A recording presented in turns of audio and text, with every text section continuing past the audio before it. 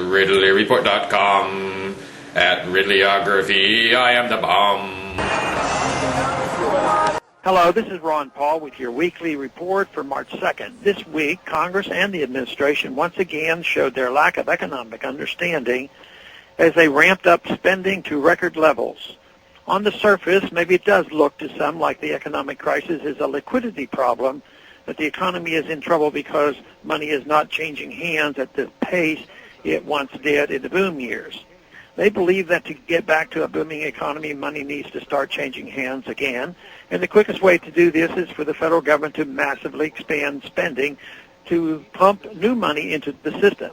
If this is the extent of their understanding, no wonder they call for spending, taxing, bailouts, and inflation.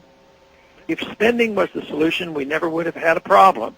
During the last 8 years, we've blown up the size of government and certainly had no want of spending on foreign or domestic policies. The Bush administration increased spending almost 20% in its first term and nearly doubled the national debt by the end of the second term. Certainly the case cannot be made the lack of government spending created the problem. This is mirrored in American households. According to CNN, private sector debt is 365% of private sector gross domestic product.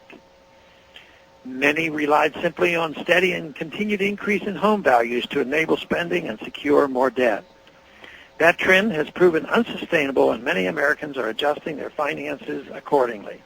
For the first time, household debt is beginning to fall as consumers wake up to the realities of paying off debt and living within their means.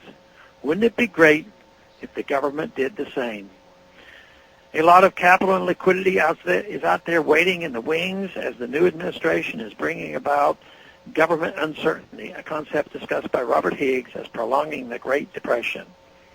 In other words, it is a foregone conclusion that government will act, but like a chicken with its head cut off, no one knows which way it will run, just that it will flail about wildly until it collapses. Why start a business when businesses could face the brunt of an increase in future taxation?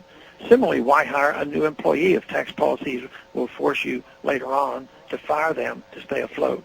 Why buy a house when you have no idea how future government spending in the housing market will affect its value? Why spend at the shopping mall or buy a new car when you don't know how tax policy will affect your family budget, or if your job will come under the axe because your employer's tax burden is increased? I argue these kinds of questions and concerns contribute to the weakening economy. This type of tax policy keeps capital out of third world nations, and now it's keeping capital in hiding here in the U.S. People are concerned about security and savings again, retrenching their household and business budgets. The economy could be helped if the government just got out of the way and restored sound monetary and fiscal policies.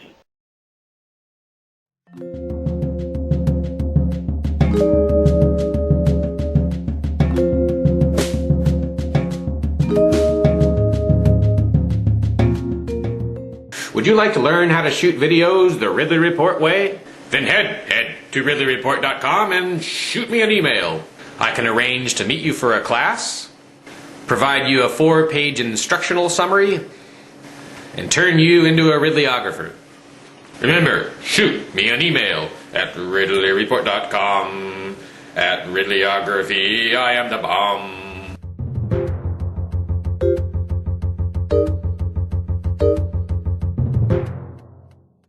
Gratuitas public domain parties.